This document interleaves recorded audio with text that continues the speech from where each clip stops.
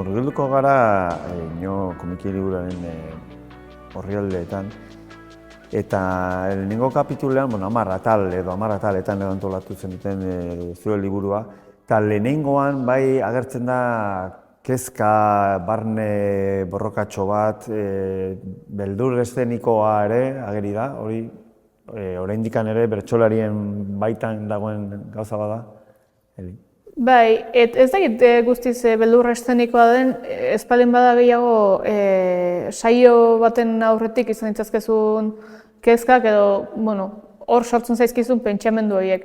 Eta bai iruditzen zitzaiguna oso irudi indartsua izan zitekela hasiera baterako, ze komikian zehar lantzen direnak, bertso saio baten bueltakoak dira, bertso saio desberdinen bueltakoak dira, baina bertso saio bat ez da hasten agurra kantatzen den momentutik edo saioari hasiera ematen zaio momentutik, baizik eta ulertarazen egonen baita ere askoz lehenagotik datorren zerbait dela, ez? Eta kasu horretan, bai leku eman nahi genion, bertsolaria bere etxean dagoenean eta antolatzailearen deia jasotzen duen momentu horretan ja aktibatzen dela zerbait, ez?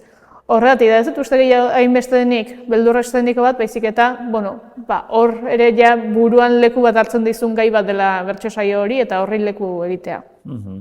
Eta umorea, barra egiteko aukera ere badago libure irakurtzen, baina ezin dena alde batera utzi eta heli hor zuri egiten zut galdera. Bertsolariak zarete, baina liburu honek badu gehiago pentsamendutik eta ekimenetik edo ekintzatik, ez da?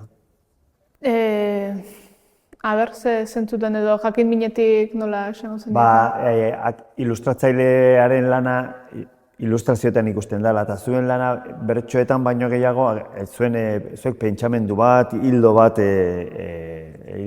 zehaztu nahi izan dezu edo azalerazi nahi izan dezu. Bai, hori da.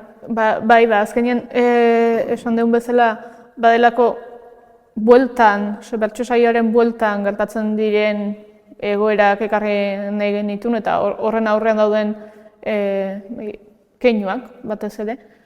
Eta horretarako iruditzen zitzaigun pentsatu genuen, bertsoak eta nola sartuko genituen edo bertsolaritzaz ari ginelako, baina gero iritsi ginen ondoriora zela leku gehiegi hartuko lukela eta azkenean hitza sartzen dezunean eta bertsoa sartzen dezunean arreta handia deituko lukela.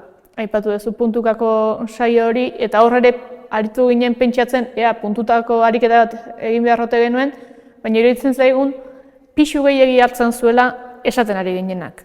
Puntu horietan esaten ari ginenak eta etzela hori interesatzen zitzaiguna, baizik eta horren atzean ezkutatzen denak edo horrek itzalean uzten duen hori guztia atera nahi genuela, ariketa horretan bezala beste guztietan.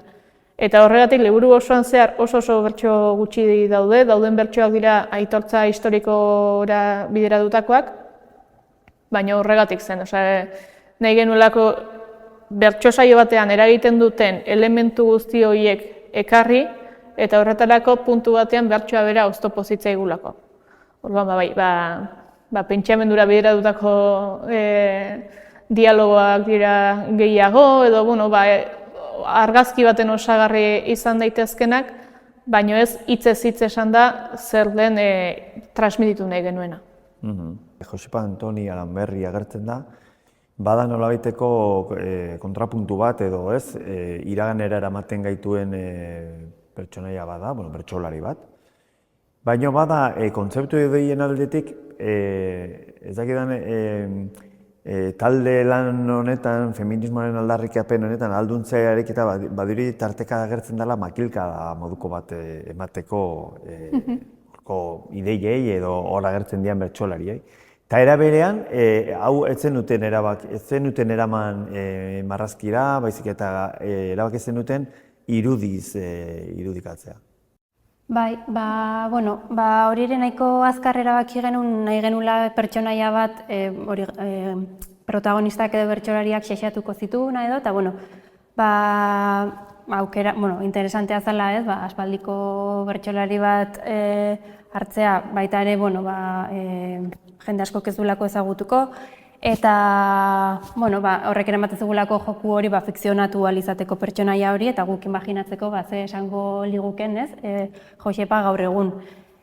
Josepa Antonia Aranberri errenteriko bertsolaria zen, fabrikako langilea zen, eta, bueno, badaude bere bertso batzuk jasoak, baina, bueno, egin nahi genuna zen nolabait interaktuatzea oraingo eszena horietan, eta erabaki genuen argazki bidez egitea, ze hasieran asmoa zen marrazkian egitea, baina zaila aite zitzaidan salto historiko hori ondo nabaritzea, eta azkenean erabaki genuen argazkiekin aukera polita zela ere argazki zarroiek montajeak egiteko eta nolabait irudikatu ahal izateko argazki klasiko, gizon bertsolarien argazki klasiko batzuk hartu eta nolabait hor emakume bat jartzea, kasu honetan Josepa jartzea, iruditegi bat edo imaginatzeko edo nolakoa izango litzaken emakumek, plazan kantatuko balute, baina baita ere plazaz aparte, imaginatzea jostundegi, fabrikan, etxean, abestu kantatuko zuten eszena horiek, existitza ez diren argazki horiek fikzionatzea.